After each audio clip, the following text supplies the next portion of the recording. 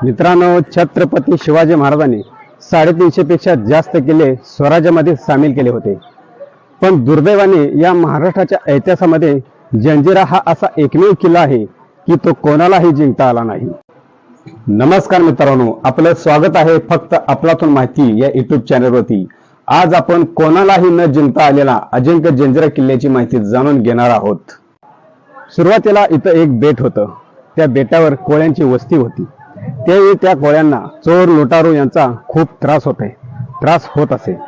म्हणून ठाणेदाराच्या परवानगीने राम पाटील यांनी या बेटावर लाकडी ओंडक्यांचा किल्ला बांधला व सर्व कोळी बांधव या किल्ल्यावर राहू लागले। पुढे बुरान खानाची नजर या किल्ल्यावर पडली। त्याने या किल्ल्यावर कब्जा मिळवला। कोळ्यांच्या कत्ली करून किल्ला आपल्या ताब्यात घेतला आणि याने 1571 मध्ये पक्क्या दगडांचा जलदुर्ग बांधला व त्याला जंजिरा मेहुण असे नाव दिले आणि याच नावावरून पुढे जंजिरा असे नाव पडले गेले।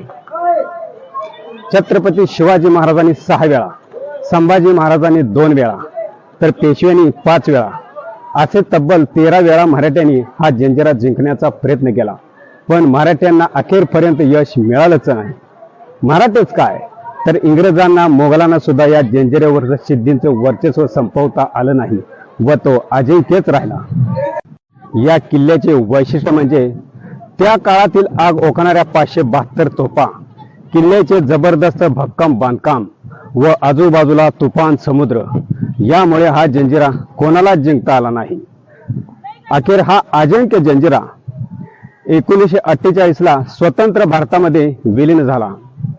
मित्रांनो, आपल्या या रोजच्या कामातून, या रोजच्या परपंचातून, या धावत्या जीवनातून एक वेळ खरोखरच आयुष्यात येऊन प्रत्यक्षातच आपल्या डोळ्याने हा जंजिरा इथं येऊनच पाहावा। धन्यवाद।